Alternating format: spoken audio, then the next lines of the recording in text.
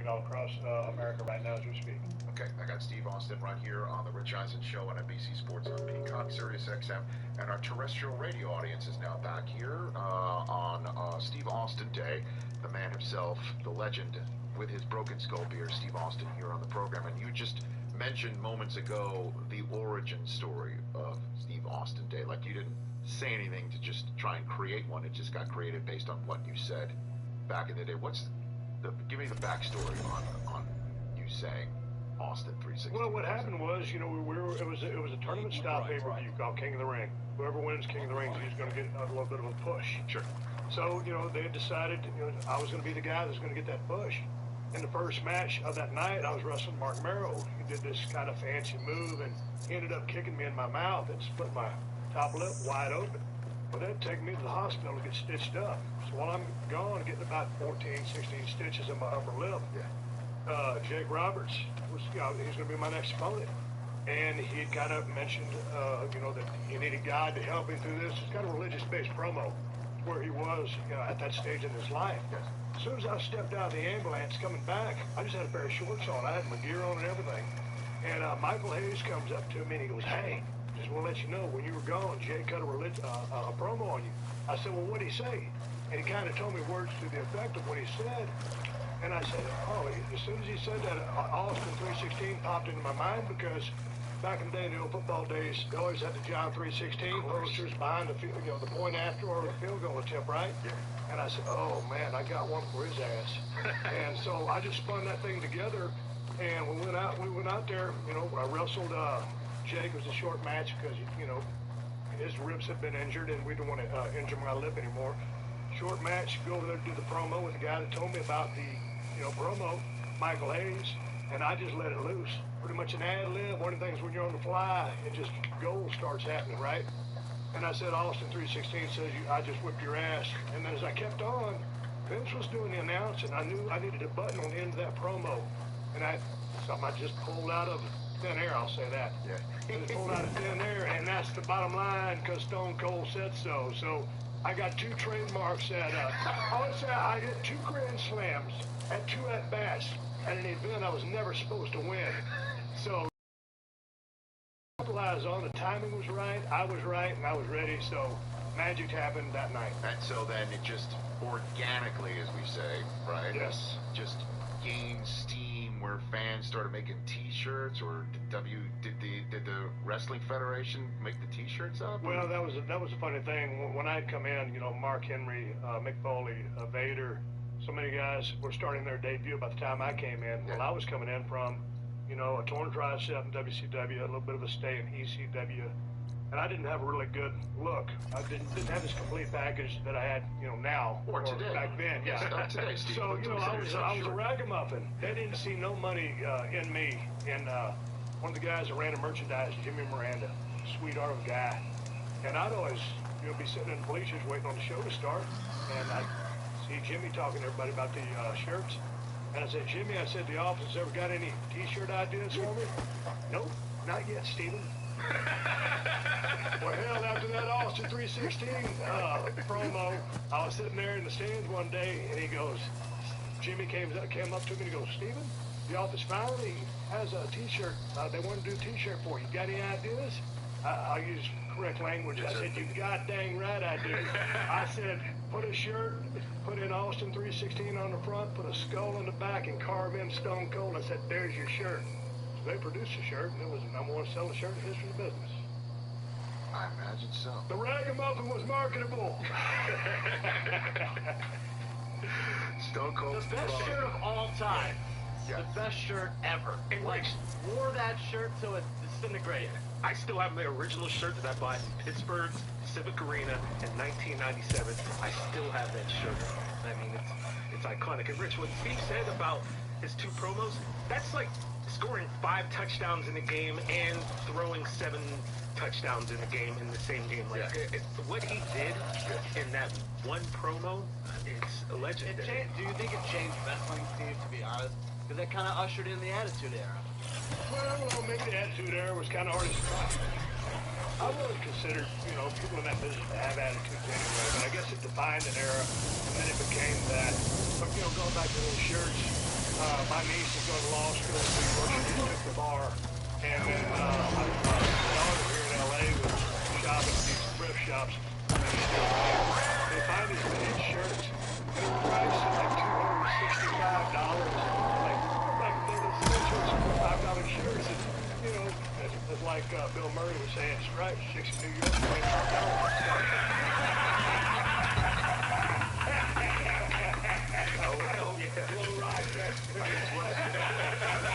I guess what's old is new again, right? I guess.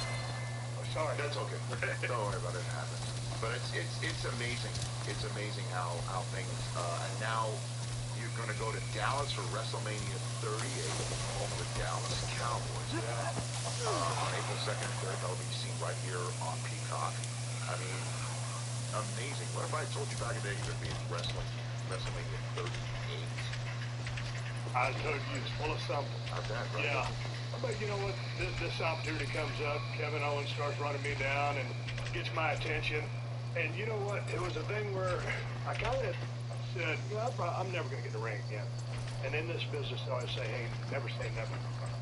But I said I would never get in. But, you know, probably by the right person at the right time, hell, I actually wish you'd have pissed me off a little sooner than you did to give me a little bit more time to prep. Once you go into that ring, man, that's just like stepping on a football field. Or, you know, onto a baseball diamond, or onto a hockey rink. That's where business happens. And so we don't know what's going to escalate to, but, you know, really been working on my conditioning.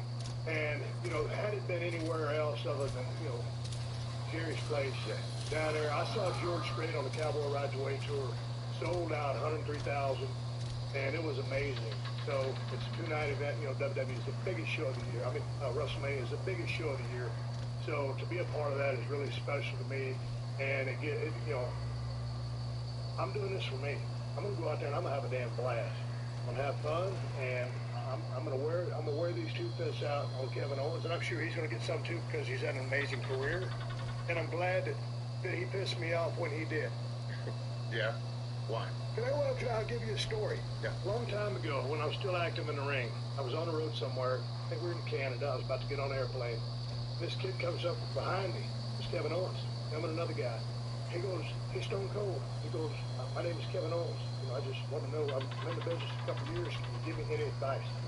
He started telling me about all the offensive moves that he was doing, stuff like that. And I said, kid, you need to stop doing all those crazy moves and learn how to run your mouth. I said, you need to learn how to cut a promo. And Kevin Owens is a student of the game. Man, cuts one of the best promos in the business, and he got my attention with his promo. So he's a guy that's had a career that many would love to have. He's been in it over 20 years, longer than I have. And it's gonna be an interesting challenge because in my documentary a while back on A&E, I said, as an active performer, you never want to come off the road because if you come off the road, you get stopped. And the NFL football players say the same thing. You go through off season, you got to get calloused up and get ready to go, right? So he's ready to go. And so I got my work cut out for me on a Saturday, April 2nd. It's a 2-night event, April 2nd, 3rd, and I'm going to be. And so when you say you're doing it for you, what do you mean by that? Well, let me ask you our first question this week. Sent to CornyDriveThru@gmail.com from Denny in Birmingham, England. Once again, Jim, a popular topic, Cody Rhodes. What are your thoughts on your old pal Dutch Mantel and his thoughts on Cody Rhodes? Do you see the same happening, and do you agree? And here's the quote from... I was about to say, tell me what he said. Allegedly from Dutch. We don't know where this is actually sourced from. It doesn't have that here. This is what I fear. I fear Cody going there, and he'll be a big deal 1 week, 2 weeks, and the 3rd week, he's slack. Then the 4th week, he's fading into the background. By the 6th week, all the buzz is gone, and he's just another guy. That's what I fear, because that's what they have shown us as what they can do. Cody is not anywhere near the star his daddy was. I don't think he's anywhere near the star his brother was. Is he going to be Cody Rhodes? Is he going to have some kind of Starman gimmick? I think he's a good addition, but I don't see him moving the needle at all. Well, it's always hard to argue with Dutch's wrestling logic, and it's hard to argue with that. We we've seen both companies. Somebody gets signed, they're a needle mover. The ground will shake, the earth will change, and in 6 weeks later, they're one of the boys or one of the girls. That's common these days. Of course, Cody's not the level of star as his father. Almost nobody else is either. At one time, Dusty Rhodes Taking you with me. 3 or 4 biggest box office attractions in the wrestling business, and Cody's never occupied that spot. A lot of other people haven't either, so that's not the, knock on Cody. Honestly, goddamn, Goldust was a pretty big name when a lot more people were watching the fucking wrestling business. And more non-wrestling fans, for good reason and bad reason, were aware of Goldust than Cody Rhodes, I think. And, I mean, let's be honest, Dustin didn't do the moonsault off the top of the cage or set himself on fire on purpose or whatever the fuck, but it's been talked about that Dustin at his age now is probably, he's the modern day equivalent of Nick Bockwinkel. Early 50s and still working at a high level. Quite a sight, isn't it? Dustin probably was Never thought I'd find myself this deep into worker at his height than Cody is now. I've been keeping my Cody, head down. Had to duck into swamps a couple of times to even avoid though connected trolls. some of them have taken a tragic turn, Here now. So Cody's spill a it. better talker than Dustin Who was. is Amadeus, really? Like I said before, he helped me put a stop to a hunter-killer Everything that machine Dust out said in the there wilds. is, I mean, At first, he thought I was just another hunter from the lodge who only cared about the biggest machine what he trade. was afraid of, And I thought he was just a grouchy hermit I living think in there's the good woods. reason to But see then that scenario taking he place, trusted me or with at the least truth. to Told me how the prognosticate Red that. Raids took everything from I him. don't think Cody's a better Seeing talker the than Dustin. side of him, I don't know. I think Dustin, especially now at this point, Dustin comes across real, but he's not doing really serious promos out there. But whenever he does Think I talk, might, yeah. doesn't come across like a guy Then why did you part doing a ways? performance. When he told me As how he Goldust, failed to nobody could save have the done woman from his Goldust better than past, Dustin did. I told him how I made peace with my father and brother's death. He realized he needed to do the We same always have to add that. on his Cody's own. always doing a rah-rah. When we searched that Red Raids battlefield together, you said he'd lost someone close to him there. And it I always thought you meant a comes fellow across that soldier. way. She was. He hears Dusty Women in aren't his allowed to head serve when he in the does Kaja army, but Nessa glorious disguised herself promos so she with a could lot of Amadeus got her metaphors and secret. things like that. But When he left to Dusty come just out west, he brought it out promised of to his send ass word on the that he was spot. alright. And Dustin does a letting lot of it come. promos every week. I mean, that's, I think, sometimes And when it we feels do, like Cody just tries to channel I'll have words for these him for promos leading that us on people his focus wild now, goose but chase. We've said this before. Well, at least I kind of I understand never now. Amadeus thought Nessa died on the battlefield. talk about the But when hard he times. learned that the Tanaks took prisoners back west, And he that kept wasn't a going. big deal amongst So I guess fans now in we terms of find the this great prison promos of all time rot. until like the early 2000s. I did some scouting while I was waiting. I think I might have found a way. But there were lots of other promos that really got Dusty over. He'd come out and just talk to people and seem as Do you think ridiculous Nessa as he might still was, be it alive? seemed real. I doubt it. now somebody Any out Kaja there prisoners from the now Red they're knocking Raids the will hard be times killed promo. No, we're turned not. around. What we're saying is Then that the what's hard Amadeus times after? promo, by virtue Think he of it just needs being to on know. the DVD release and a blah blah blah, got a lot of people into it. All of Dusty's promos were in the range of that, or comparable to, or local promos, depending on how much time he had, or whatever. It wasn't like that was a standout moment in his promo catalog. There were all kinds of great ones. He did those, like I said, he'd do them out of his ass. And he would, at TBS, he'd be sitting in the control room because he was nominally the producer of the program, right? So he's sitting in there with the monitors and the director and the technical director and watching the show and seeing what's going on and you know, giving Jake and staying right around. That Fireclaw's right on his heels. Come on. He might run it out. He wasn't there. He was out on We've got your back.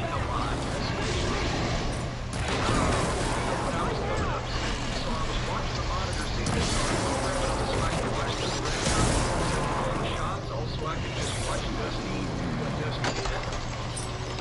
And whenever his segment was up, he'd just stand up, walk around there, go like that, come back around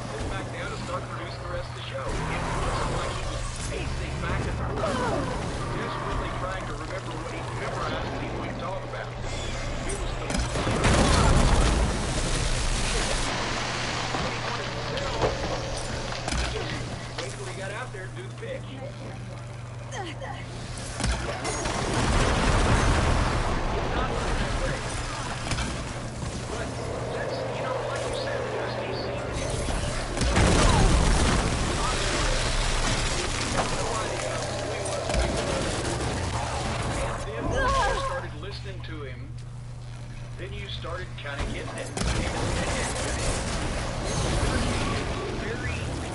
It was Dusty turned up, just like all the guys.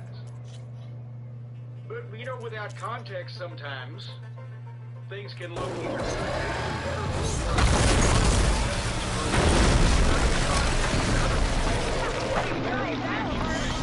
Saturday, April 2nd at noon Eastern at JimSporthead.com.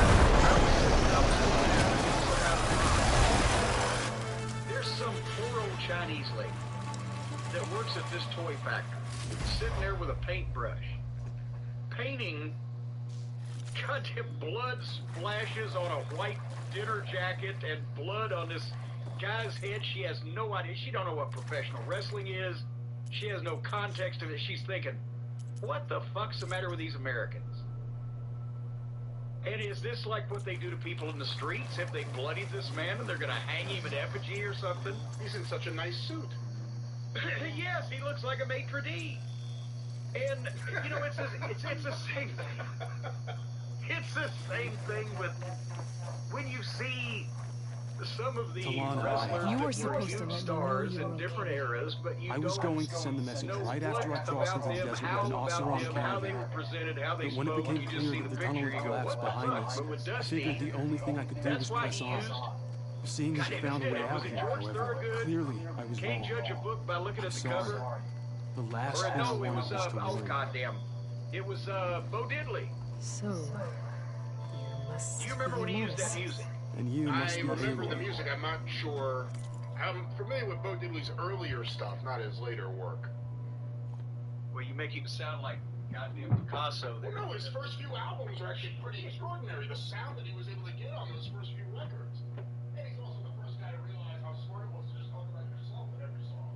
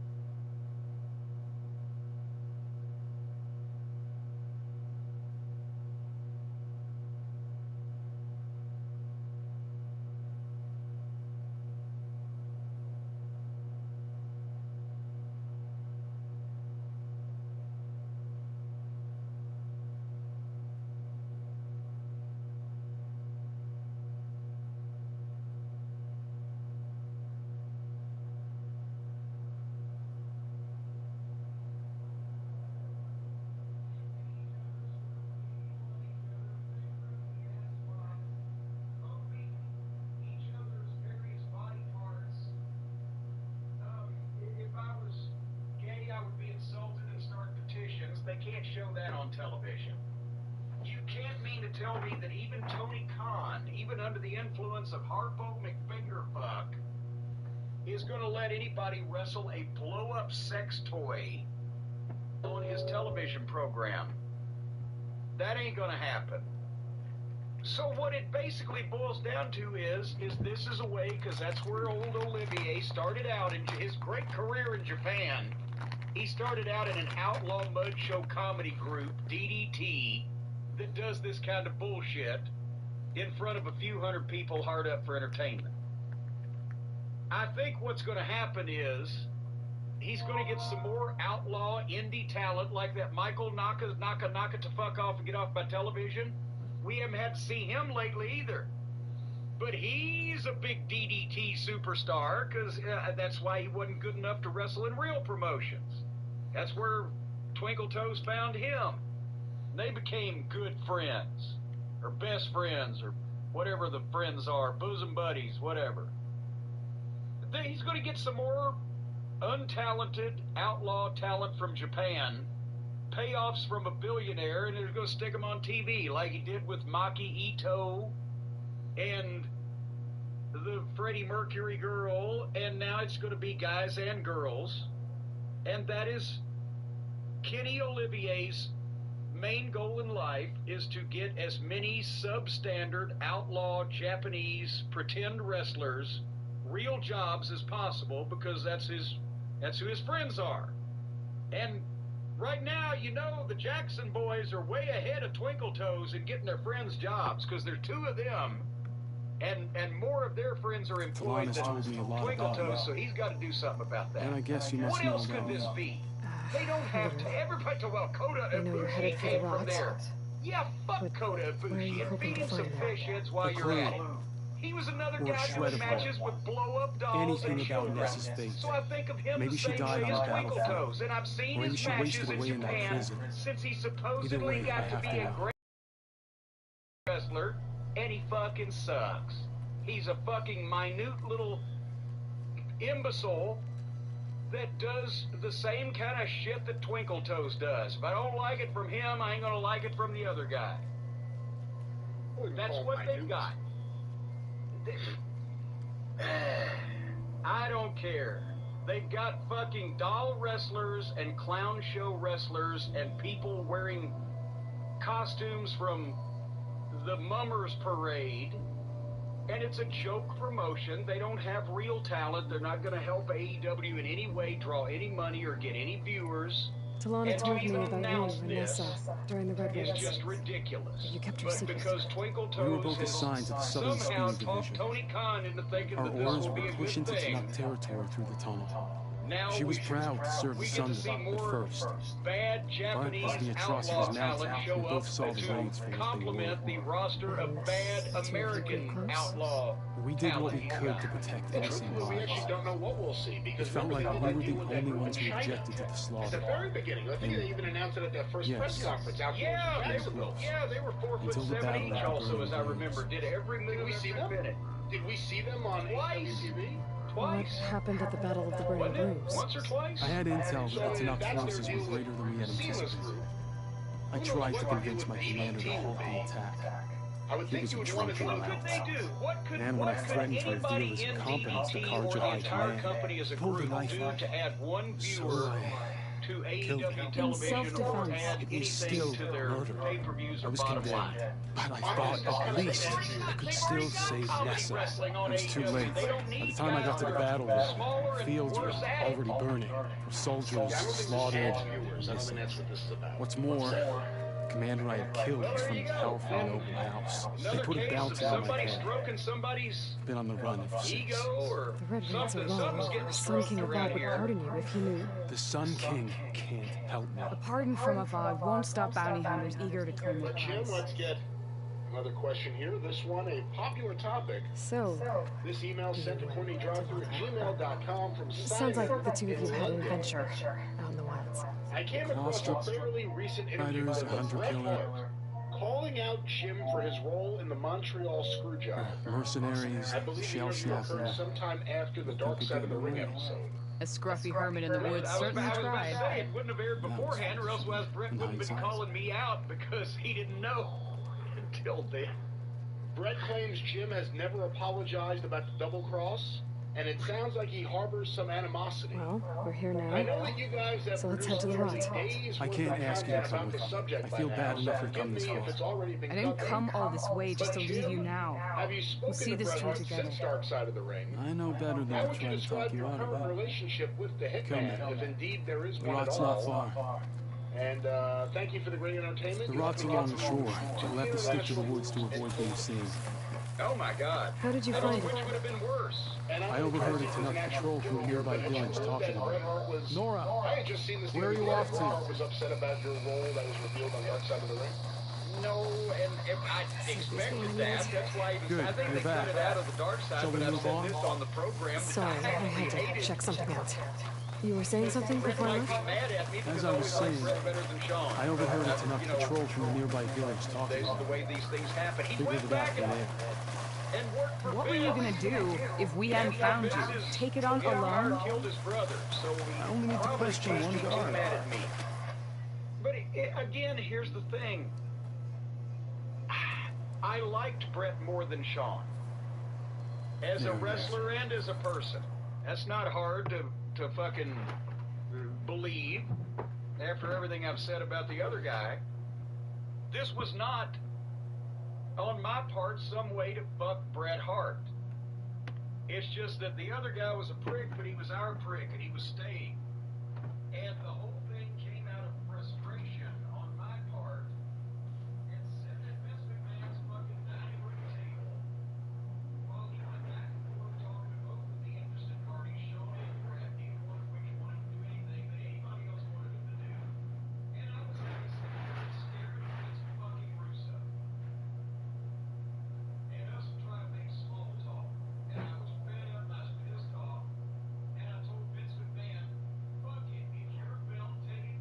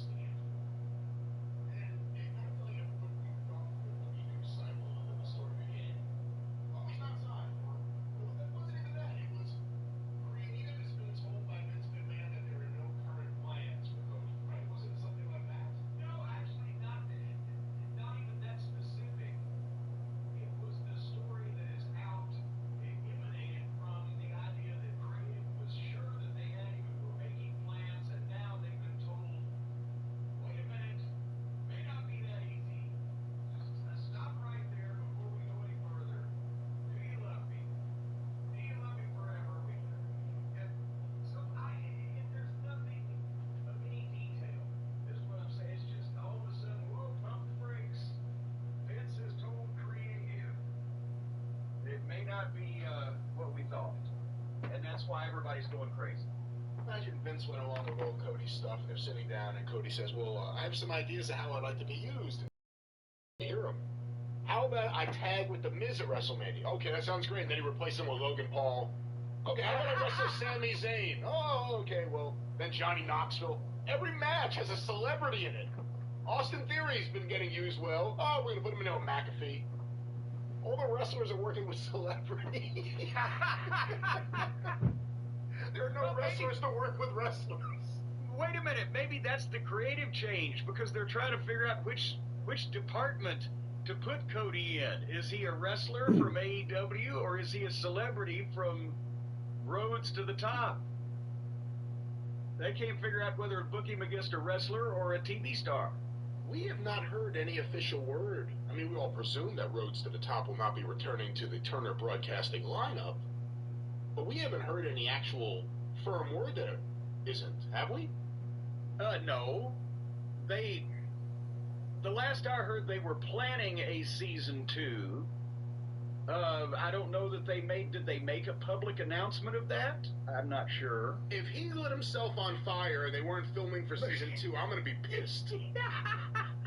What? Well, we will continue with the code of Coronet right now, and I apologize for any noise in the background. It appears one of the neighbors in the distance has his gardening crew outside. But Jim... See, the Monroe brothers are nationwide. Jim, several listeners have sent this in. I guess a few people on Twitter have been tweeting this. It's a quote from a Cody Rhodes interview on the AEW Unrestricted podcast in 2020. So that's 2 years ago. Okay. Here's an exact quote from Cody talking to Rex Aubrey and Tony Schiavone. Raging civil war against the rest of the team. Image here. They must have taken over the I prison. want to stay in And they would have killed any of the guards. They were my last hope of finding out Nessa was there. Until I die. Maybe not. This We is the might end of still my have some road. clue inside. I can't Even after necessarily all this go time? back. The Aloy others can can see change much their more than you or minds. I really can't. Let's do it. Any scrap of hope is better than nothing. We'll have to find our way in. The front gate looks He impenetrable. can change And his there's no mind way if we're he scaling did. those walls. And obviously You you two can stay go here. home again. I'll see if I can find Even a if way home in and was get that gate open. an abusive foster home where you were, treated like street Check urchins. around the sides. But Might be a way in it through the don't water. look good in hindsight and retrospect, does it? And the other ones he's talking about, they haven't pissed off the WWE yet, is what he was trying to say. But I have, because I've been there. So they're pissed at me. Well, he was the most anti-WWF or WWE one also in all the early publicity and all the publicity, actually. He was always the most anti-WWE. Well, yeah, but Vince doesn't care, especially because he worked himself up into a position where he's an EVP of the competition, and now they can snatch him. So that probably aided in, all the things the negative things he said about the WWE before probably aided in this decision, because now they get the last word. It just doesn't look good for Cody.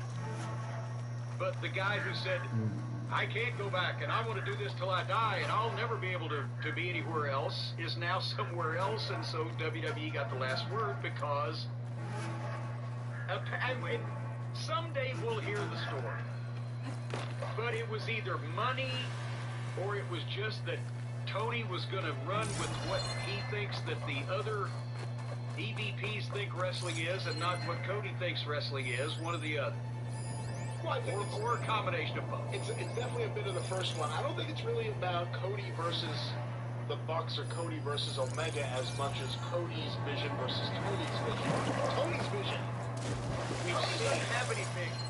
Tony has the vision of a guy who ate magic mushrooms at a Taco Bell. And that's Tony's vision. A wrestling show with just all sorts of shit all over the place. Throw everything against the wall. Let's see what sticks. He's willing to let everyone do everything. Cody ended up being the one person who was like, listen, we can't do this anymore like this. But that's why I mentioned because the other EVPs have the same kind of vision of wrestling as Tony Khan does. Nothing makes sense, craziness, chaos. Just do everything we want to do. So he's going in that respect instead of going into anything that Cody would have been strong at. But, I've been there when I started Smoky Mountain Wrestling. I'm like, well, And damn, if this doesn't work, I guess I'll just have to give up because there's no other wrestling out there. There's no place else I want to work. But then, as things developed, I was working in WWF at the same time as I was working in Smoky Mountain Wrestling. And by the time Smoky Mountain ended, I needed to pay a few things off. So I just kept the other job that I had. I don't know that I would have tried to... If Smoky Mountain had folded, which it obviously was going to, and I wasn't working with the WWF, I don't know if I would have called them, because then I would have been like, well, hat in hand, hey, can you help me out and give me a job? I've never done that. I don't know whether I would do that, because that's the worst thing to do. Well, Cody didn't do that. He just, I need a job, but he was playing one against the other. He didn't want to necessarily go back, but at least he was in a position where he could say, okay, I'll either stick with Tony and do whatever's making me unhappy for a lot of money, or I'll let Vince know he can snatch one of the executive vice presidents of this merry band of pranksters over here, and he'll give me a lot of money. Still might not be able to do what I want to do, but I'll get more money. So I don't know.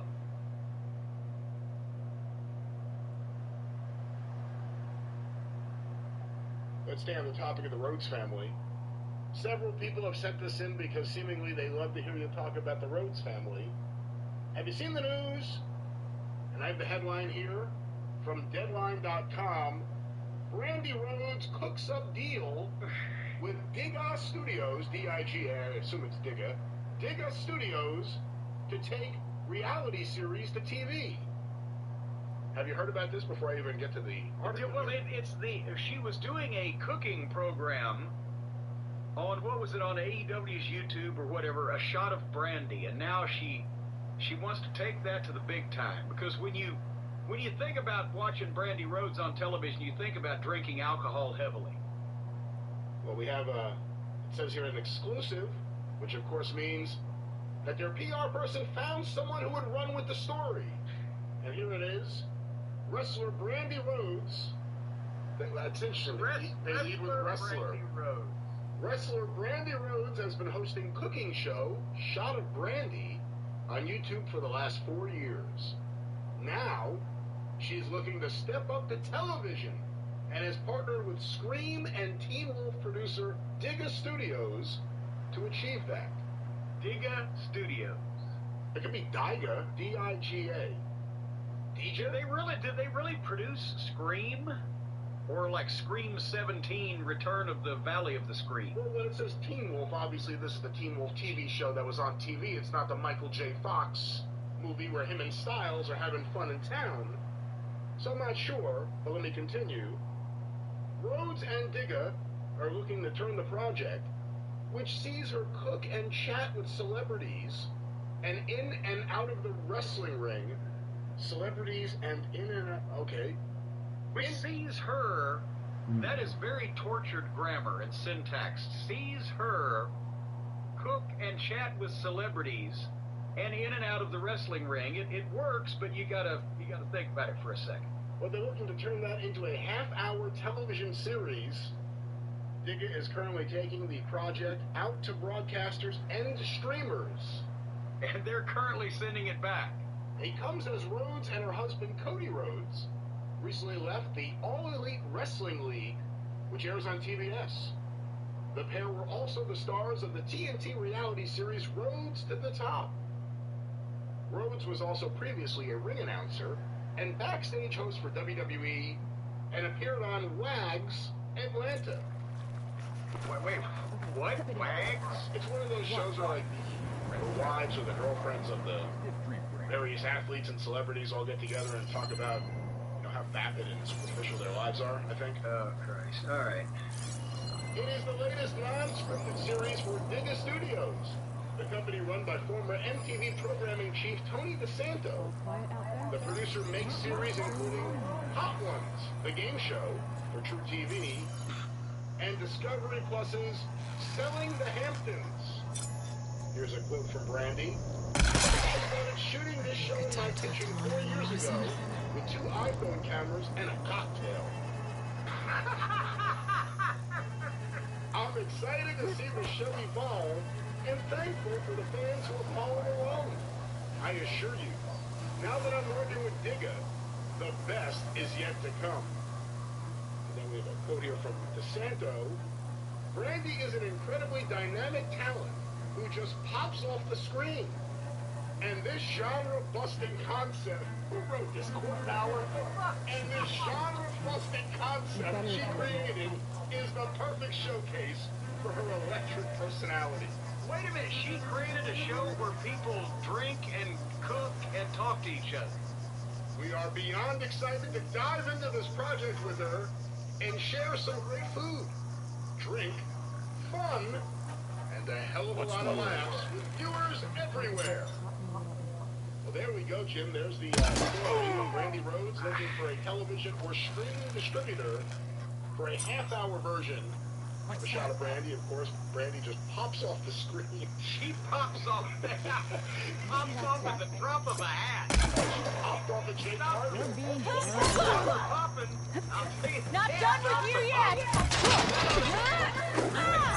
If she just did a remake of Electric Boogaloo, it could be Electric Boogaloo, Can't Stop the Pop. Well, no, you're thinking of Breaking 2 was Electric Boogaloo. It would have been Breaking 3 you're thinking of. Well, one of those. Would you consider being a guest for a shot of Brandy? No, I'd consider being a guest for $1 million, but for a shot of Brandy, no, I can get that here at home if I want it.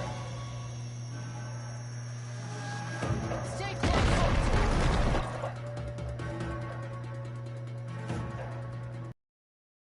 For me, about something that came up on an Arcadian Vanguard show that will be out in the future, reviewing some stuff from John Arezzi's Pro Wrestling Spotlight.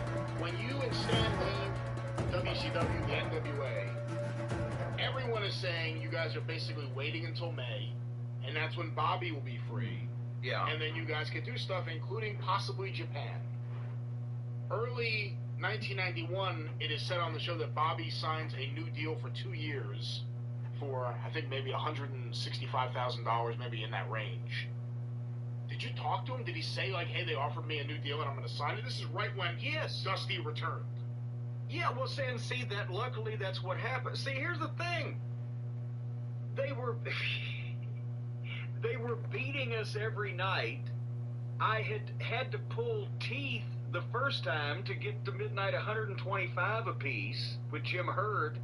And then when we were ready to leave after the renewal in April 1990, everybody voted and overruled Hurd. He had to renew our contract, so we got that renewal. I'm like, fuck. So Stan and I left. We told Bobby we'd got together. So don't worry, because our deals are up in May. We wanted to leave last year. Hurd is certainly not going to want you around any more than he did all of us, next year. So, and I knew that I was already talking to Rick Rubin, and the plan was that they would be, instead of the Heavenly Bodies, it'd be the Midnight Express and Smoky Mountain Wrestling. Then the problem became that Dusty came back, and of course, as soon as he's the new booker and they're wanting to give the new booker everything he wants, well, Dusty Rhodes is not going to not sign Bobby Eaton. So they actually signed him and gave him a raise. And that's what, Bobby called me corny. They offered me another deal and more money. I said, well, fucking take it. I ain't going to pay you $150,000 or whatever it was. And that's when I started, looking around for Stan's new partner. But and it ended up that Bobby had the last laugh in a way on him, because they tried to run us off, and finally it at least did with me and Stan and broke up the team. Bobby Eaton ended up being the longest continuous running employee of that company during the Turner years. He was there when they bought it, and they didn't fucking let him go until, 1999 or possibly early 2000. So he was there continuously longer than ever, even when they signed him to contracts and he'd go down and do the syndicated TV in Florida once every 2 months, and otherwise you'd never even see him. They were paying him six figures because nobody wanted to be the one that did not sign. When you've got Bobby Eaton working for your wrestling promotion, nobody wanted to be the one not to fucking re-sign him. So, in early 91, when Dusty gets them to re-sign Bobby, give him a new 2-year deal, is this around the same period of time where he talks to you and tries to get you and Stan to come back? Yes. Well, he asked if Stan was interested, but he was really talking to me. Because at that point, he didn't even talk about putting the Midnight Express back together because he didn't. See, Herd was still there. And nobody wanted to fucking interact with Herd any more than they had to, and he knew that would probably Find them now. be something that Herd Split it up and would search. bit about. I'm coming for you. You want to fight? An eye for an eye. They still want to be announcing instead of managing. So, actually, some people may have heard this story first, but it's when he got back into the book at that point in '91. He called me because I was still at that point. I was still living in Charlotte, so I still had the same number. He called me and asked if I'd come to Atlanta. Nobody knew what I was doing to start setting up Smoky Mountain Wrestling, and I didn't want to tell anybody. I didn't want people trying to get in first, get in the way, whatever the case, right? No. Correct. I mean, I know Warner was involved when you started, Andy Scott. Well, that was And who knew, if anyone, that you were talking to Red Ribbon about starting a group then? Warner had to know because he was one of the people I didn't want to get in the way of muddy things up. He found some guy that had 40 grand in Knoxville. I'm like, God damn. Watch that door! Move it! I sparked him up so he could I'm coming for you! As soon as the coast is clear. Sandy Scott, me, my wife, Rick Rubin and Cat Collins, and Stan Lane and Bobby. Trying to think. Bobby actually knew everything. Yes, I was telling him in the car with our last 6 months at WCW. Goddamn, I'm reading the Atlas. Goddamn, Knoxville, look, Johnson City, boom, this and fucking yes, blah, blah, blah. That's why every once in a while, when we'd be in a house show, Bobby would just blurt out, Smoky Mountain Wrestling, shut up, god damn it. And nobody else understood what the fuck even in the match that we're talking about. Return. Right? I said, don't, can't say the name. Somebody will trademark it. But yeah, basically, people we started talking to at first outside the business in terms of production. Well, what if we did this and that and the other thing, blah, blah, blah. But no, so what I told Dusty, getting back to that story, I see, remember, I had been doing, NWA tapings, the Ladies Professional Wrestling Association tapings. Stuff in Memphis.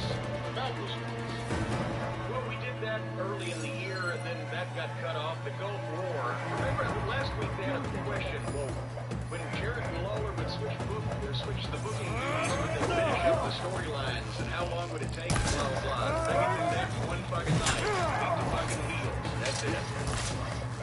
The Gulf War had been free all of our TV, so we had more we wanted to do with that, but Jarrett was like, well, you guys got a guarantee. All right. So we got that done. And then I was doing the LPWA tapings, which Joe Pedicino had called up. He was doing the play-by-play, the color. Earl the promoter out of Minnesota. We did them in Laughlin, Nevada, once a month. 4 TV shows. Not working in 1991. I took most of the year off to set up the Smoky Mountain Wrestling. So I made a few shots around the Carolinas where Robbie was in Virginia. But really all that I was doing was the LPWA tapings, which was a nice payoff for one fucking weekend a month. The rest of the time I was doing other shit. So I told Dusty, LPWA tapings, and he started calling me the How you doing? But anyway, that was my weird thing. I love Dusty, and I didn't want to lie to Dusty, and I didn't lie to Dusty, I just omitted all the truth. He calls me to come down to Atlanta, comes to his office, he says, I'm the booker now. I want you to come back. You won't have to see Jim Hud. I know your trick. Talk to Jim Hud. You won't know Jim Hud's around. You deal with me. And that was tempting, especially for $150,000 a year, which is where I left off, so I certainly wasn't going to come back for any less. But I knew that eventually it wouldn't be true.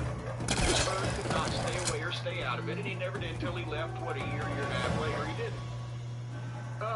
And I didn't want Dusty to think that I didn't want to work with him. And I made the point of telling him, Dusty, I'd walk through hell with gasoline britches on for you. But I hate this fucking Jim Hurd. I hate this company. They you know, the midnight was made to look like shit, and now we're fucking broke up. And he said, well, I want you to be an announcer, kid. That's what I don't want to do. I wanted to be the manager of the Midnight Express. And, I love you, Dusty. But I tell you what, so then I gave him a Heyman offer. Remember when Heyman said he'd be glad to come in and help Dixie Carter save TNA if only they gave him a piece of the company? And the reason he said that is because they knew they wouldn't give him a piece of the company, so therefore he could say I offered, and they wouldn't give me my demands, so it's not my fault? I said, tell you what, Dusty. I said, since the people at the LPWA have been so good to me, and, you know, I'm friends with Joe Pedicino, and this promoter, he's a real nice guy, I'll be glad to come back if I can still do the LPWA tapings once a month. Which I knew was an instant thing. They were paying me $1,000 a taping plus a plane ticket for me and my wife at the time both. That was it. What would that be today? $2,500. But the point is, it didn't mean that much to me, but I knew that when he went back to, they would never approve signing an announcer for their wrestling program, especially for that much money, that was also doing the LPWA. So that's how I was able to not just tell Dusty no, but still get out of it without telling him that I was working on my own fucking company and Jim Hurd and WCW could go fuck themselves. Was anything brought up about your contract? Because you were still under contract. You dared them to do something about it.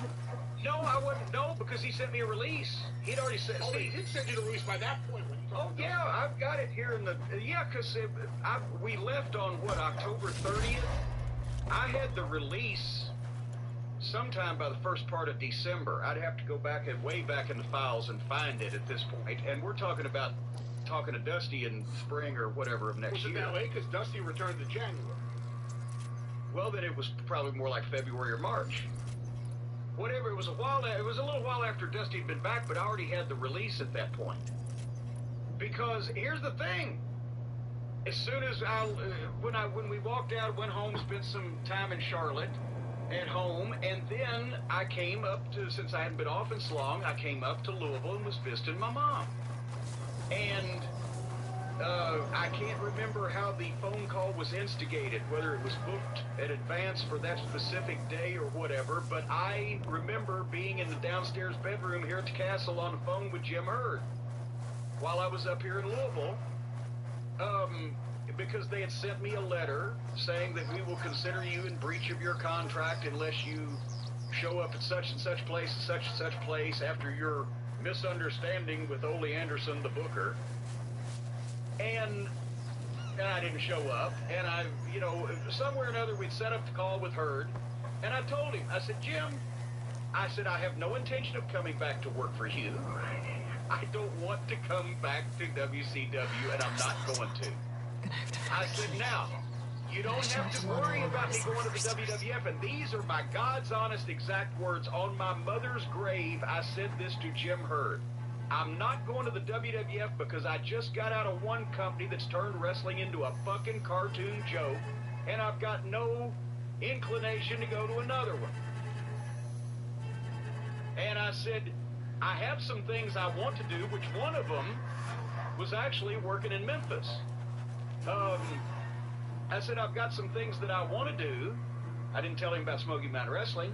I said, I'm going to do them, whether I'm under contract to you or not. So you can send me a release, and you can delineate that I am not allowed to go to the WWF in it if you want, but I'm going to do what I'm going to do because I'm fucking sick and fed up with hating the wrestling business.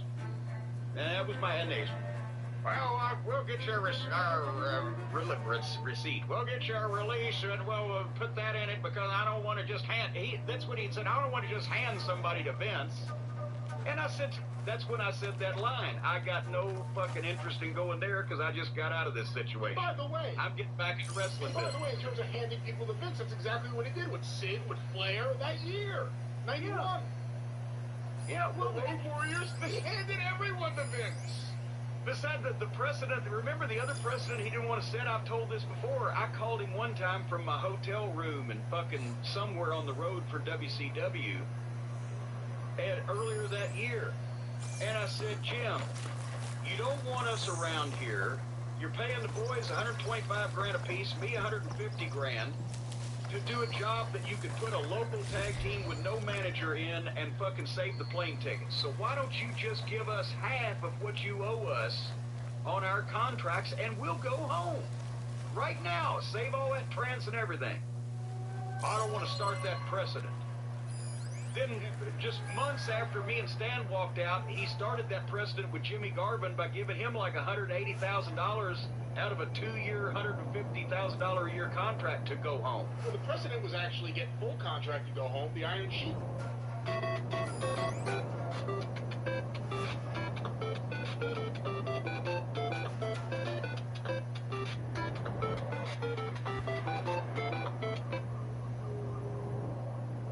Hello? Not much. How you doing?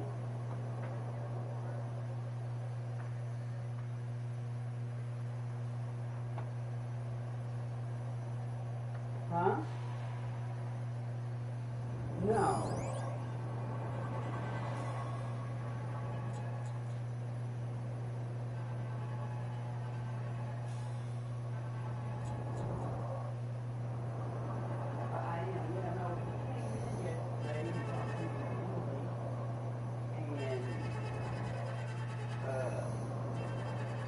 That I had already made plans for today, and I looked at the schedule and saw that you can open the code, and I said, well, I might get, if we need to, we can cover breaks, but that's about it.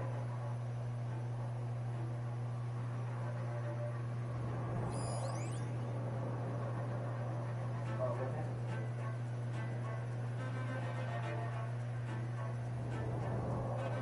Oh, that old guy?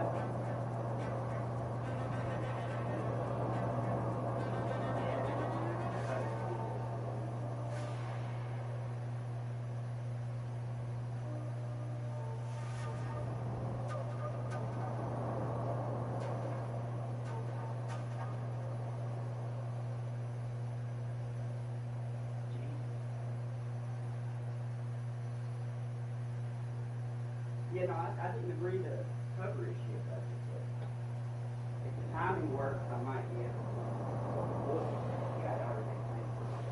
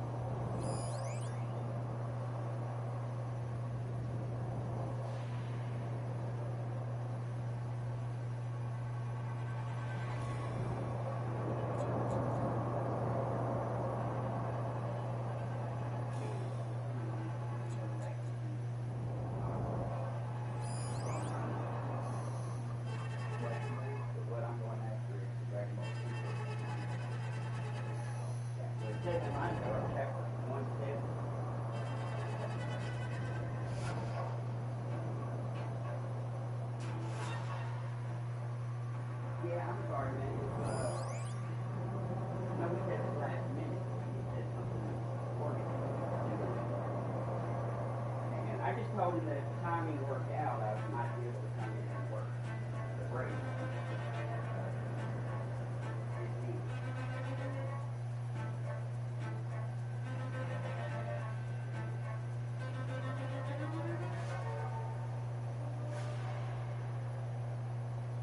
Yeah. I didn't know whether to message you and tell you, you know, you just put it in group chat or something.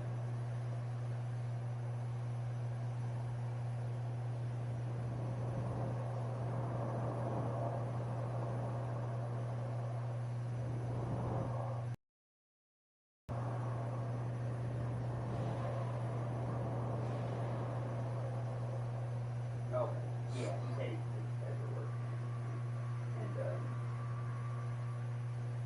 whatnot. That I'd already made plans. Then we told him too. I mean, she was sitting right there too. We both told him that we'd already made plans. He was the one that told him I'd already made plans.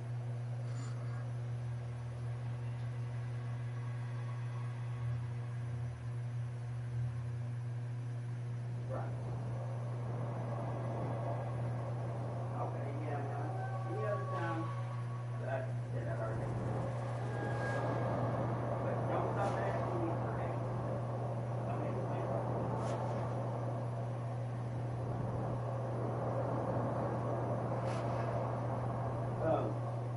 what were those dead called?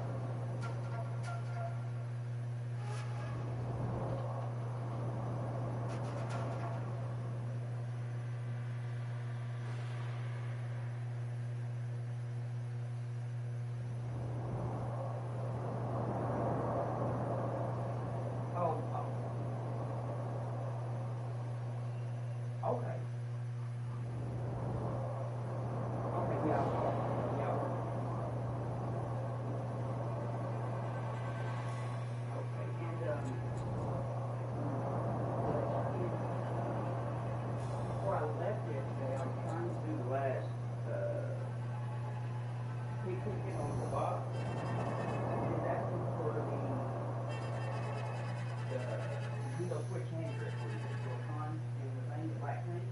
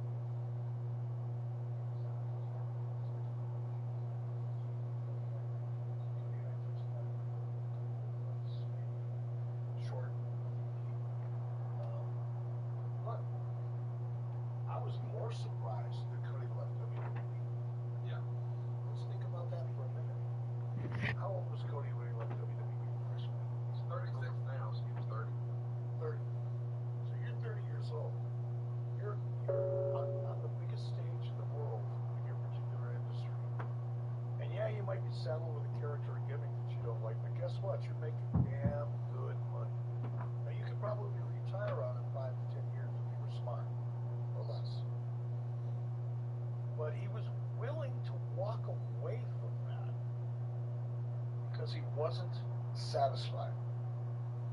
Reminded me of his dad. I sent Cody, when the news hit that he left WWE, I sent Cody a text telling him how proud I was of him. And subsequently Cody called me, and I remember I was in Los Angeles, I was on business, and it was the end of the day, I was in a restaurant, Cody called me, and we spoke briefly about it, and I said, Cody, your dad would be so proud of you. Because Dusty was a lot like that. Dusty was never satisfied. He always wanted something bigger and wanted something more, and he believed in himself. And Dusty was willing to walk away, if need be. And when I heard that Cody left WWE, we had that conversation. I just told him how proud of him I was. When this happened, and again, I'm going to be careful what I say here. I don't know how much time you want to spend talking about this. But from my perspective, despite Tony coming out and saying, I'm going to try not to make the same mistakes WCW has made, and I'm not going to get in, I'm not going to delineate all the things that, in my opinion, he's made. Listen up, mucker feathers. If you just can't get it out of 83 weeks, we've got tons more waiting for you over at adfreeshows.com. Bonus episodes, all the archives with zero, yes, I said zero ads. Plus, we've got interactive events and experiences with yours truly. You can ask me anything, chat one-on-one during our live, locked and loaded events. Do yourself a favor. Right now, Google the internet, and you won't find a better value in all of wrestling. Come on, man, you can't beat it. Join the family today at adfreeshows.com. Significant mistakes doing, but I think Cody is probably was at some point sitting around looking at the landscape of where AEW was going, and it didn't coincide with the vision that he originally bought into, and it wasn't going to get him where he wanted to go. That's probably fair. And made a decision. And again, I don't know. You and I don't even talk about this. I know you have more insight into what's going on in AEW than I do, and you and I don't even talk about it much. Every once in a while, to be honest. But I guess I bet a lot of money, if I had a lot of money, I bet a lot of money that Tony offered up a pretty substantial sum of money that any average person walking the face of this country could retire on in a very short period of time, like a year or two. But Cody made a decision that was different. He made a decision that took a lot of guts. And I can't tell you how proud I am of him for putting his family first and putting his confidence on the line the way that he did. Now, I don't know for sure, you and I have speculated. None of us know for sure until after it happens. It's one great thing about this business, it keeps it fun. Yeah.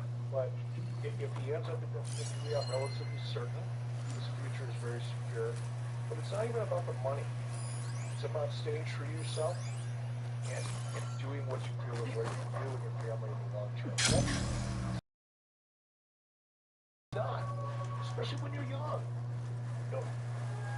36 years old, I still wear shoes that are older than Cody Rhodes. 36 is still a kid to me. Yeah. You learn so much more after the age of 40. Even though you think when you're 40 years old, if you're younger than 40, you think you're pretty smart, you know everything there is to know, you feel really comfortable with your grip on life. By the time you hit 40, you're going, yeah, I didn't know as much as I thought I did. Right. So Cody is still so young, and to be able to make that big of a decision, put himself out there, because you know he's going to get criticized. You know there are going to be people that are going to want to bury him for doing it, because that's the nature of the wrestling audience, I guess. Unfortunately, as it is. But it's not new. It's always been that way. Cody's going to take some heat, but he had the balls to do what he thought was best for him. And I don't know how you don't admire that.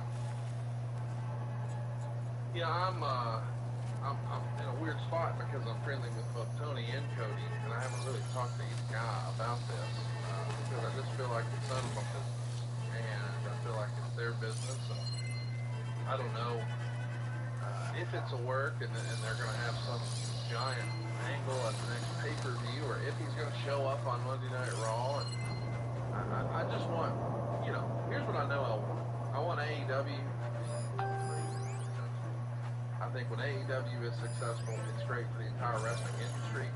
I know some fans probably won't get this, but if AEW is massively successful, that's the best thing possible for WWE. It's the best thing possible for the performers and the fans. So I want it to be a huge success, and I want my real-life friend Cody to be hugely successful. And what's great about personal success is it's not always measured on a balance sheet. AEW success, by and large, is going to be based on not ratings, but and not even total gross revenues, but net profit. And really, that matters to one person, Tony Khan. But well, I don't know who else is their finances. I don't think. Here's what I mean. At this point, it's all privately funded. It's not a publicly funded organization. It's not like nobody. End of the line, Outlanders. So Tony Khan's having a good time. My device has got a calling machine. His money. Have fun. But I think a lot of people, individuals, define success differently. I've got friends who like to go to Vegas and gamble. Actually, here in Alabama, they'll drive over to Mississippi. They like to go play cards. Now, sometimes they come back there.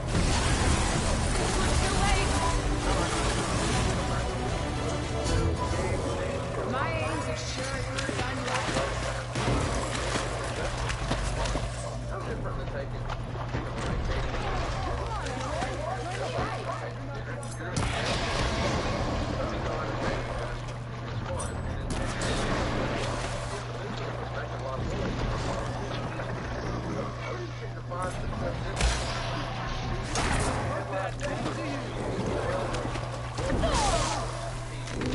started an organization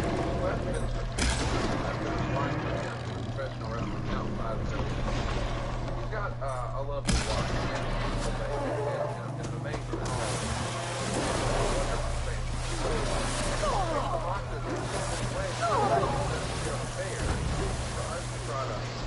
Armchair quarterback somebody else's happiness.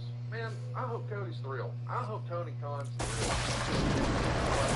It's going to be interesting for us on the outside who aren't involved in that relationship, who don't have any money on the line or at stake. It's going to be fun to see what happens. I'm tuning in. I'm watching. I mean, I've said this to you, I think personally, a couple times, but when I watch wrestling, when I watched it this past Wednesday night, because Mrs. B was down in Florida with Waylon James, my grandson. I had the house to myself and control the television, so I was able to watch some on Monday Night Raw. I was able to watch most of Dynamite on Wednesday night.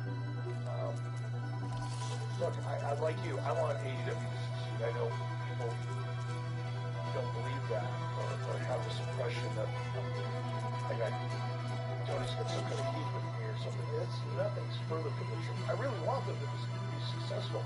Much like I still get a little bit wound up talking about TNA because of missed opportunity. Anybody that's listened to the show more than 3 times has heard me talk about that. Opportunity is such a difficult thing to come by, and it's an easy thing to take for granted until you no longer have it. And I think Tony Khan, because he's using his family's money, whatever he's giving, none of my business, don't care. There's really no difference. He has access to a massive amount of money. He's got a passion for a business that we all have passion for, and he's got a great opportunity with TBS. Love to see things a little bit different, strategic, and possibly more thought through, and less kind of dirt sheet booking, so to speak. And one of the things that we're talking about here, building characters, building stories in a real way.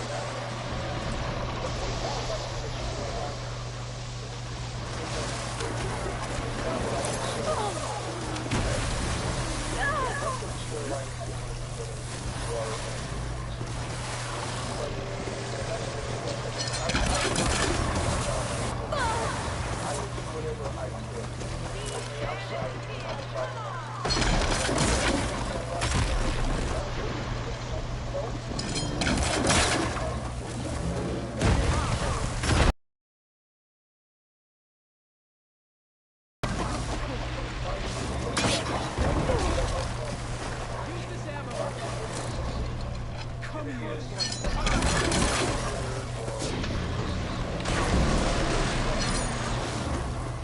But at some point, as a performer, as a director, as a producer, as a ring announcer,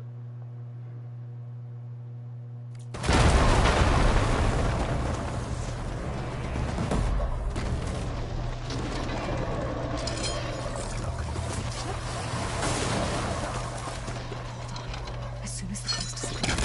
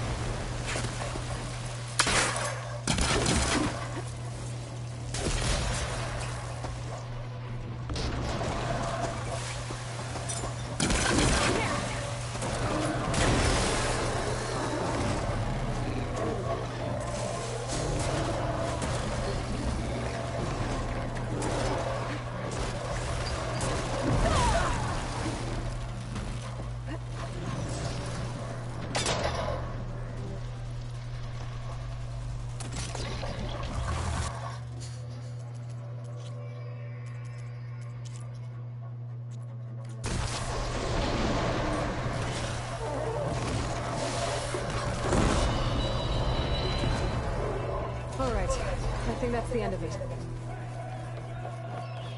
Hear that?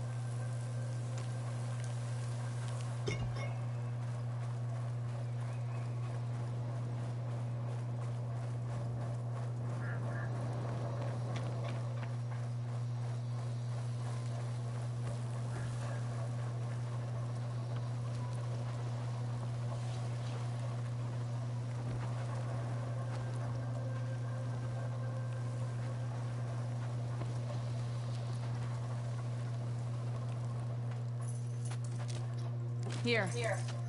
Door's locked, but that last rebel had a key on it.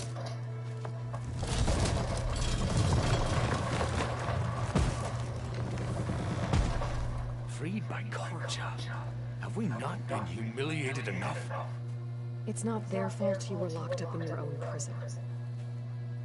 I'm looking for information about a Karja soldier. She might have been a prisoner here 5 years back. Her name was Nessa. The Karja Nessa was here. I killed her myself. Nessa.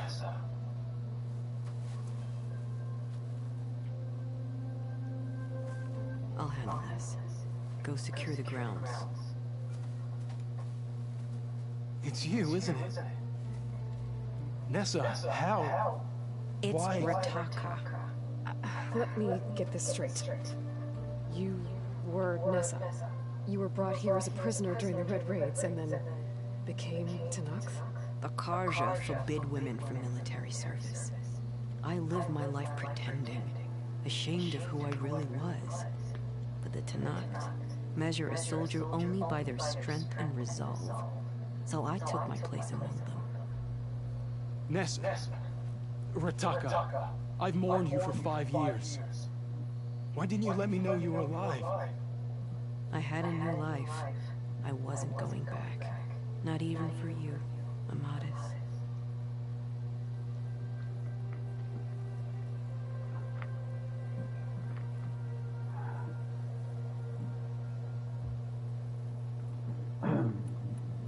The way Amadis talked about your time together, I thought you'd still care about him. It was 5 years ago. I didn't abandon you. Before the battle, I tried to get Godiah to call off the attack, but of course, he didn't listen. I ended up killing him. Then he got what he deserved. I ran for the battlefield to find you. But you were already gone by the time I got there. I didn't know. But even if I did, I mourned you, and then I moved on.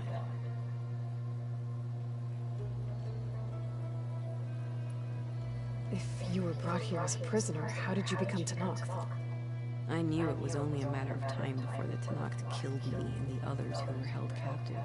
But one day, one of their soldiers stopped in front of my cell, asked how a woman had ended up fighting for the Mad Sun King. As he spoke, I realized he was once Karja. Vashaf. I heard how he fell at the embassy. He deserved a better death than that. The other prisoners he condemned to death, but he convinced the Tenakth to let me fight for my life. I won through blood and blade. I became Rataka, and never looked back.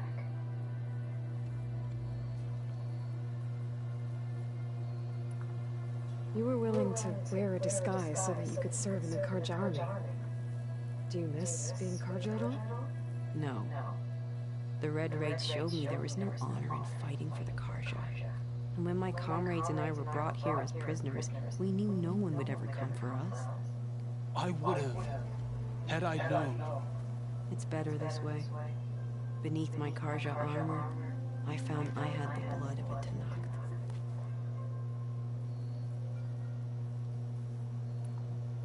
So if you became Tenakth, how did you end up as a prisoner here again?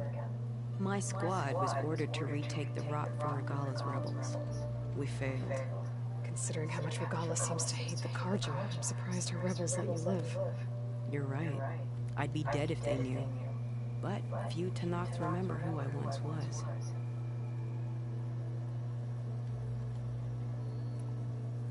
What will you do now? You've taken back the Rot. My squad will ensure it stays that way.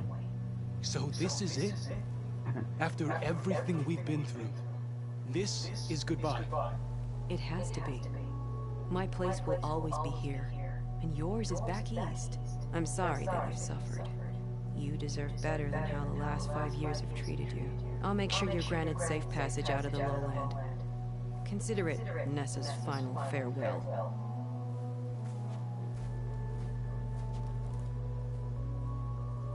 At least now you know the truth. Somehow it hurts worse. You must think I'm an idiot. No, I just think you have a lot to figure out. I'll take you back east to the Sending. After that, I don't know. Talana, I understand. I'm sorry it came to this. Me too. Give me an Aloy moment. Are you alright? To be honest, no. What's going to happen between you two? I'm not sure. He clearly has a lot more feelings to sort through. And I won't be anyone's second choice. I want you to have this, for seeing this through with me. No hawk could ask for a better thresh. Or a better friend. So, I guess this is it then. You're heading back east. I think I'll hang around Barren Light for a while, before returning to Meridian. If you find yourself back that way, look for me there. I will. Safe travels, Talana.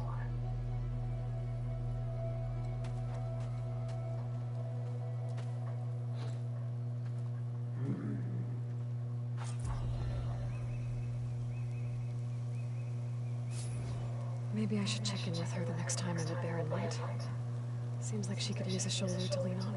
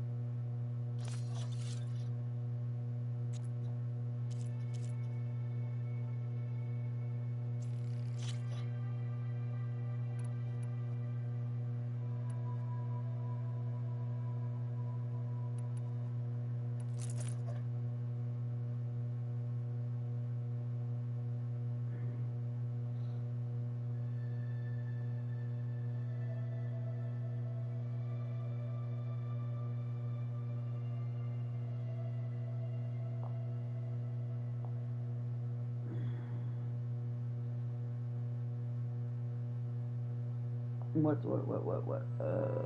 Let's see.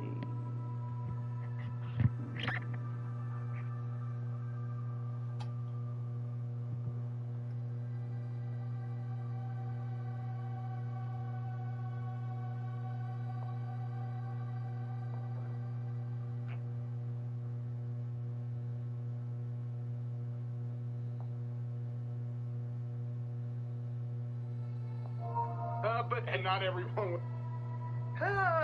Anyway, I talked to my good friend Rich Bikini the other day. He managed to slip through the cone of silence that's over the castle, and we had to discuss something.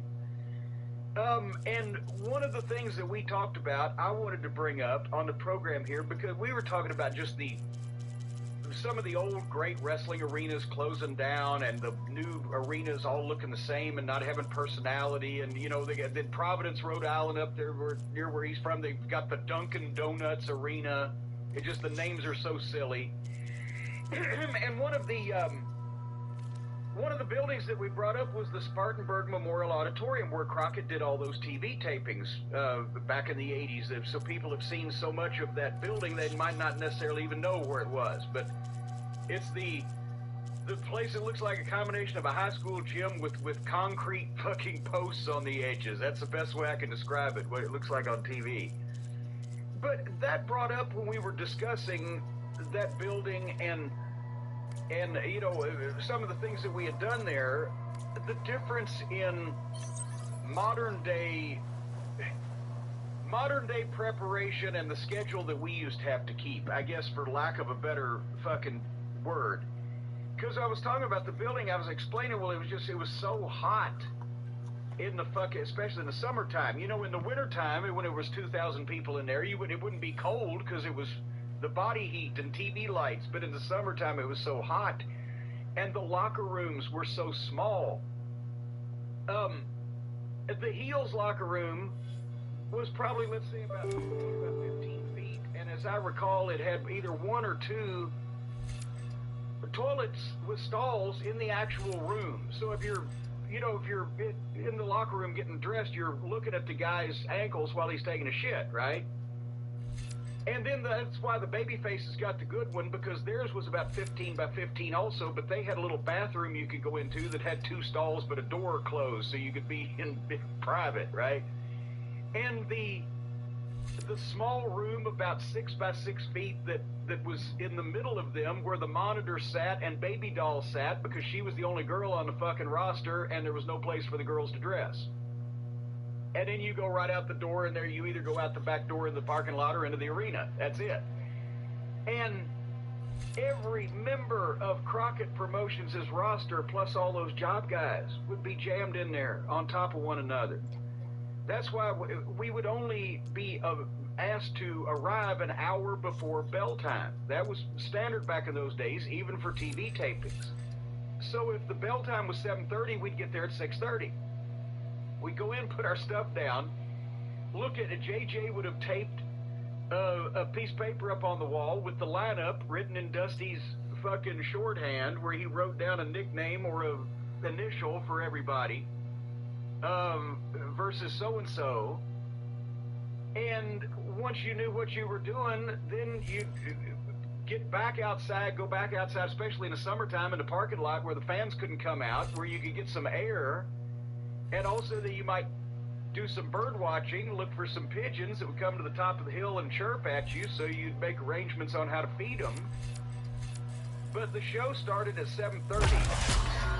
They rolled tape on the first hour of syndication, which was NWA Worldwide Wrestling in those days, which was live to tape. There was no post-production.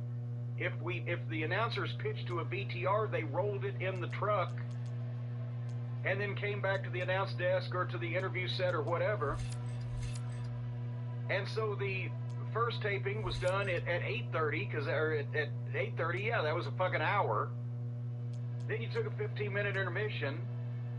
Then you did the second taping, Mid-Atlantic Wrestling, which later became NWA Pro, live to tape, roll the tape. They even rolled 3.5 minutes of black for the commercials. Boom, that's over with at 9:45. You put your dark match on, you're done at 10 o'clock, and you're out of the fucking building. Because everybody had to get up and go to school the next day, or go to work, or do whatever the fuck the normal people did, so they didn't want to sit there till fucking midnight either.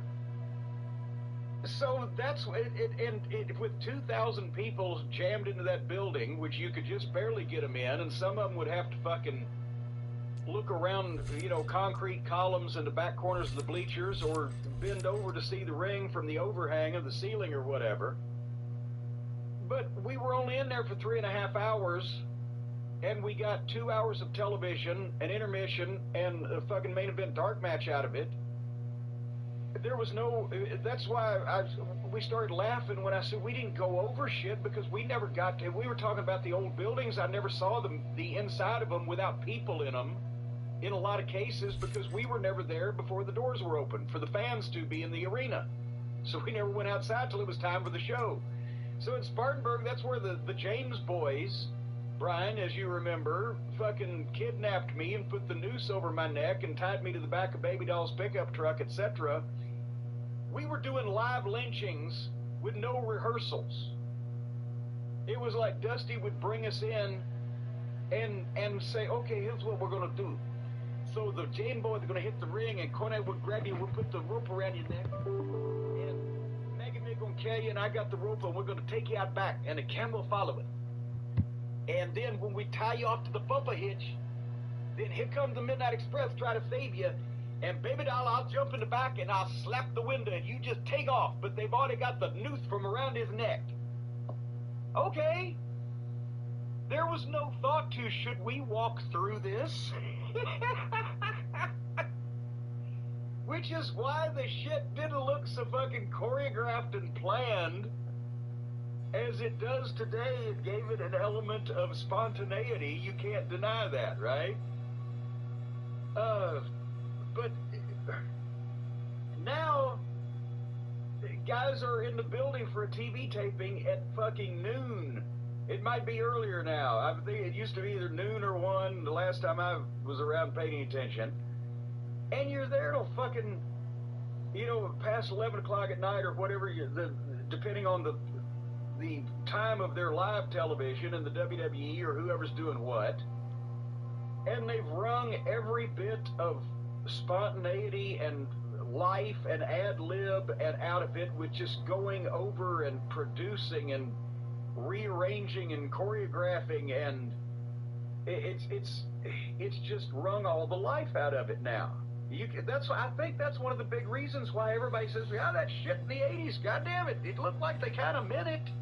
Because we were making half of it up as we went along, trying to fucking do what Dusty or in other territories, whoever the booker was, said, "Well, you can do this," and it sounded good at the time. Sometimes you have to fucking make changes in the middle. Sometimes you should teach Baby Doll how to drive a stick so she wouldn't nearly behead me.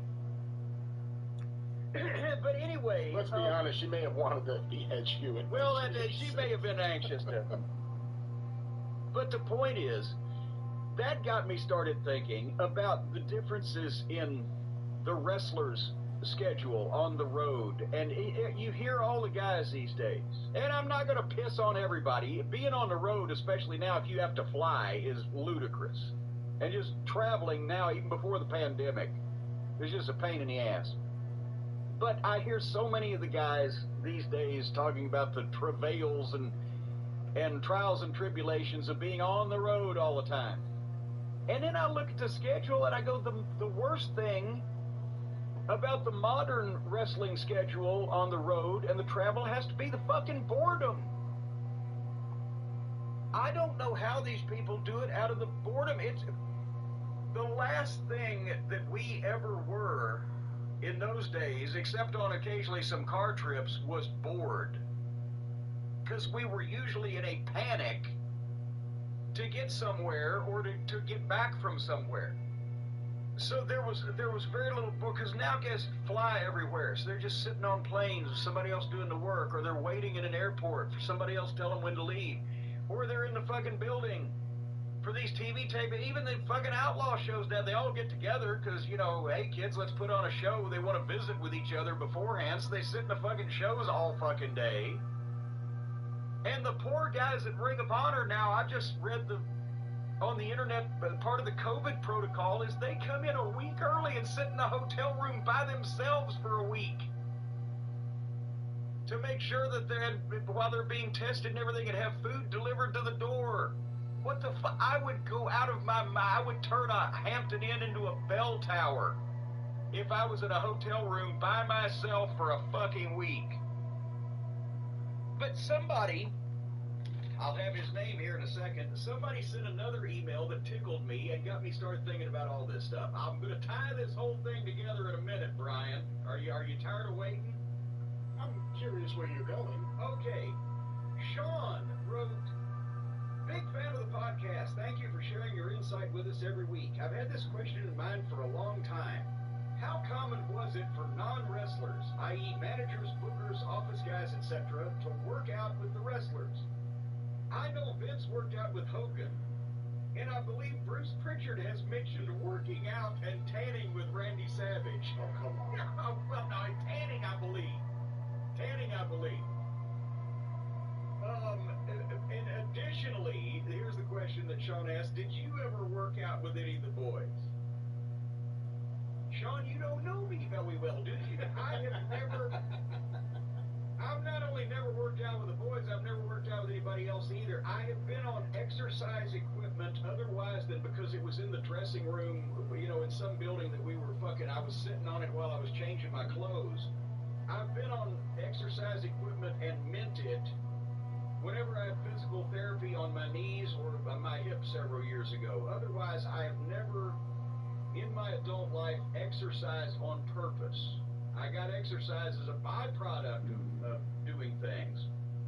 But no, I've never seen anybody else work out unless we were there shooting video of it for a fucking video. But here's the thing. I'm going to tie all this together now. Talking about me working out with the boys. Talking about the Spartanburg Memorial Auditorium and the schedule we had for television. Talking about all the guys saying the road is so hard. All made me realize that the wrestlers of today don't even understand what the wrestlers of yesterday's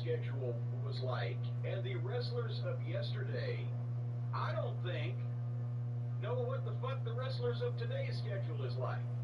Because it's completely different, and we're getting two different products because it's being produced in two completely different ways now.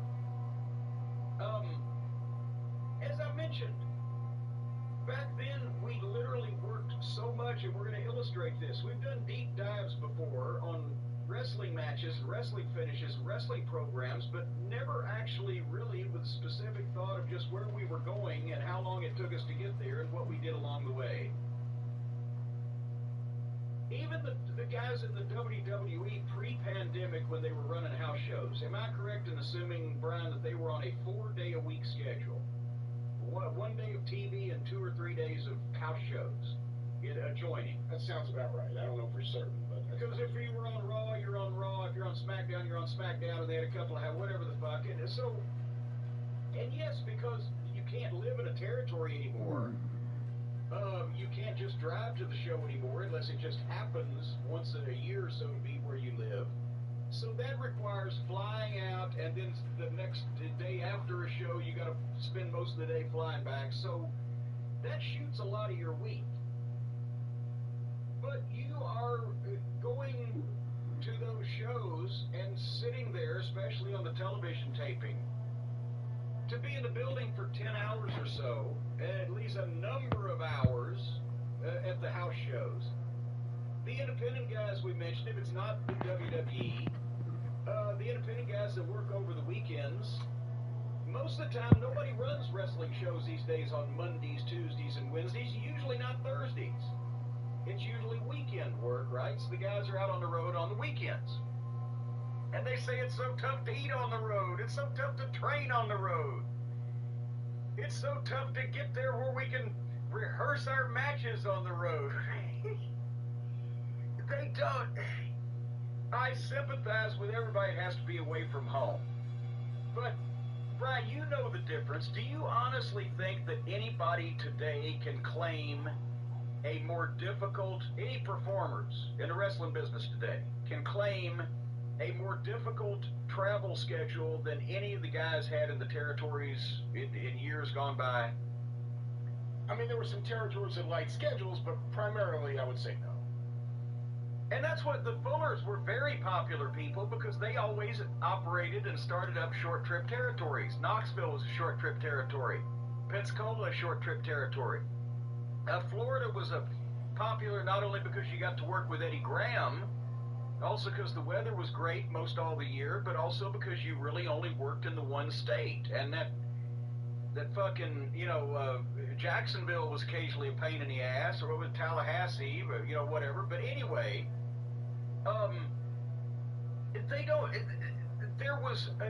now all the guys spend all their time talking to each other and overthinking their shit and going over their shit endlessly and spending all their time trying to make every television match the main event at fucking WrestleMania. And then they're bitching about being on the road when the road for them is the easiest part. Here's another thing, training and eating right. When I was in the WWF in the 90s, the catering was what Vince McMahon considered what athletes should eat. Unseasoned grilled chicken breasts, plain fucking pasta with some kind of goddamn, a little Parmesan cheese you might could sprinkle on it, salads and fruit, and none of it was all that fresh. It was fucking rotten catering. When I was down there for the Hall of Fame thing in 2017, catering had been turned into a 5-star restaurant. I never ate the catering in the 90s. I always either sent Downtown Bruno or Brooklyn Brawler out when they would go on a food run for one of the stars. I'd give them some extra money, or I'd bribe one of the local guys that wasn't working to fucking go get me a cheeseburger. But the catering was fucking awful. It was food for people who just ate because they needed to do it to be healthy, but they didn't want to enjoy it, like Vince. The fucking modern catering, as I said, I had the best salmon I've ever had. They had beef. They had seafood. They had chicken. They had goddamn condiments. It looked like a convenience store. I spent all my time in there. Especially the WWE guys. They're on the road. Well, they've got a goddamn, I don't know if it now with COVID, but fucking catering blew my mind. Brian, in the territories, I know there were guys that ate right, and I know there were guys that worked out. Obviously, you could tell because of their physiques, and they had incredible dedication to be able to find the time to do it. But like Flair, before he was NWA champion, Flair, the workout freak that he was, he put a gym in his fucking house.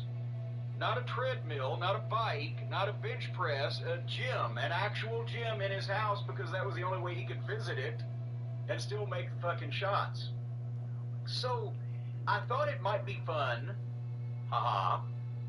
Feel free to shoot me down on this now, Brian.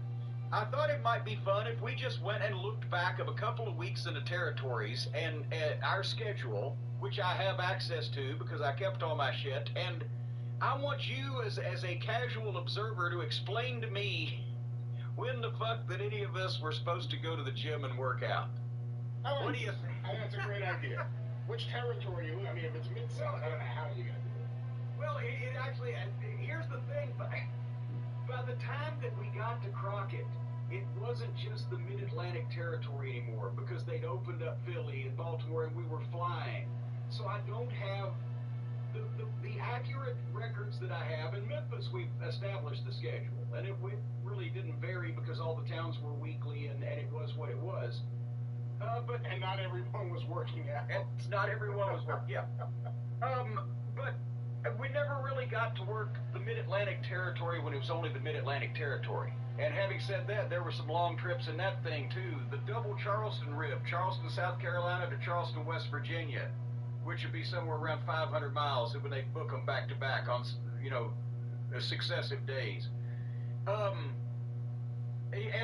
because they were running 2 and sometimes 3 shows a night in North and South Carolina and Virginia every night of the week, it was hectic, but we never got to do that alone. So I went to Mid-South because this is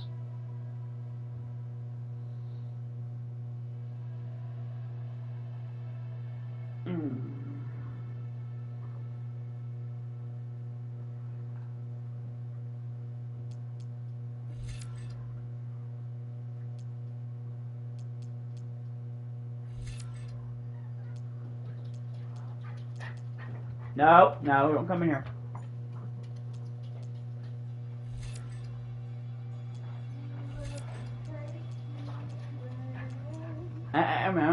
No. You're wet. Get down. Just wants to say hi. He's wet. Oh, he is. No. Yes, he is. Look at his paws. Go get on his bed if you want to. No.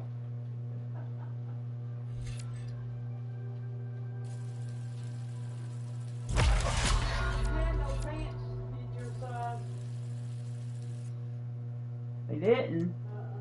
Who didn't? Y'all went to Richmond? Yep.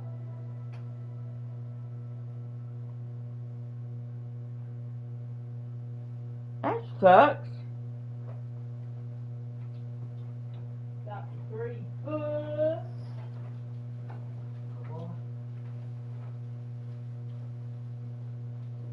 They didn't have any pants? They didn't have the ones you wanted. Okay. You said that was the only kind you wanted.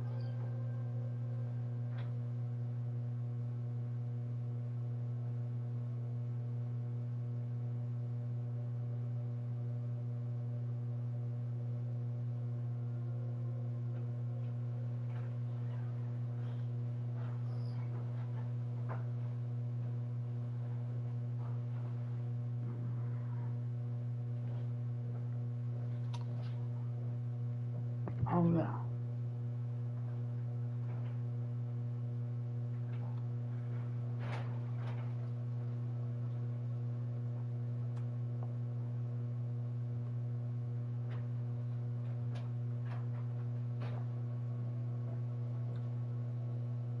I'll give a ticket.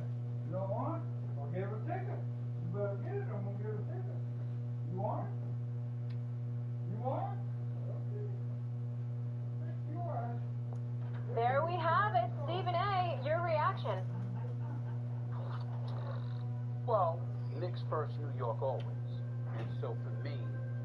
very, very happy that Kyrie Irving is going to be on the basketball court.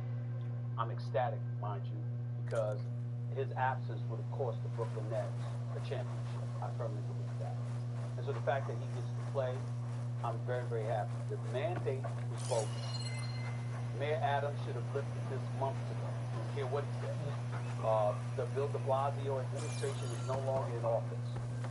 Mayor Adams. And it should not have taken this long, because the second that fans were allowed to come into the arena, unvaccinated, and even the player himself would come and sit in the stands unvaccinated, then Kyrie Irving should have been allowed to play, particularly when visitors come to the Barclays Center, as Mayor Adams just articulated, and they could perform. It didn't need to take this long. And as far as I'm concerned, it was a dereliction of duty up to this point that it wasn't changed. Having said that, I also don't want to give the NBA a pass. The reality of the situation is the best interest of the game is a clause that could have been used to mandate that folks be vaccinated. It's not a right to play in the NBA. It's a privilege. It's your league. And you have the right to invoke and implement what rules you want to. I know the Players Association is giving position, although they both were supportive of players being vaccinated, although they didn't want it to be an enforceable matter. But maybe that's something that's going to be revisited in the next collective bargaining negotiations, because it should not have come to this point. With all of that being said, we all benefit. Basketball lovers everything. Kyrie Irving needs to be on the basketball court. Even though this had a lot to do because of baseball, with the Aaron Judges of the world, and the Rizzos of the world, and the Yankees, because their brand is much bigger than the Brooklyn Nets. The bottom line is that basketball fans, basketball lovers, we benefit from witnessing the greatness of Kyrie Irving. He is no hero. He is no heroine. Well, that's nice. He put himself... Two little pairs of booties. Little night shirts. That's little nice. Sleeper. Little outfit. That's nice.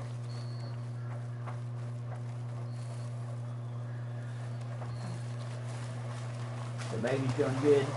Yeah. Had surgery, had part of his valve. Why?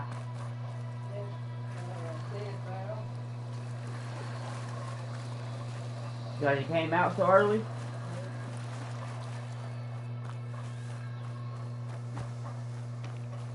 They still got him in that incubator thing?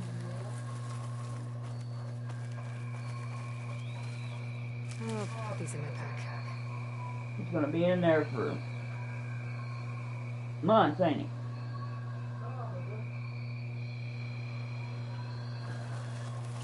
Has he gained any weight? That's good. How much did he weigh before?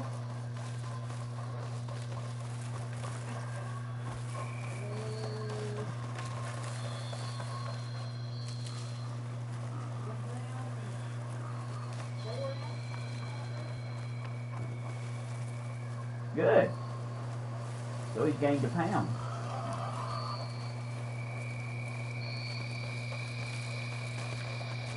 It gets up to like 9 pounds. Then he'll be ready to go. Won't he?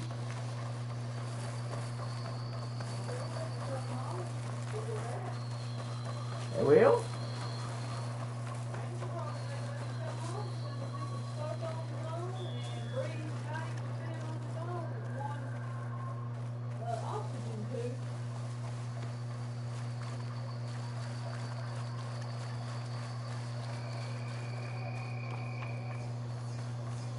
He can't suckle on his own? Oh, okay. Well, they need to keep him in there then for a while.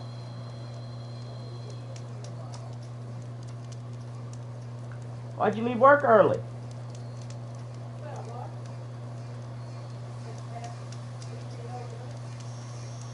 Really?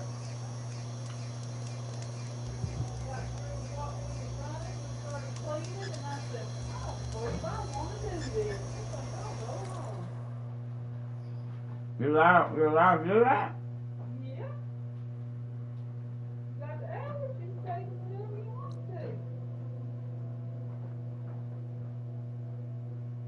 Oh, that's cool.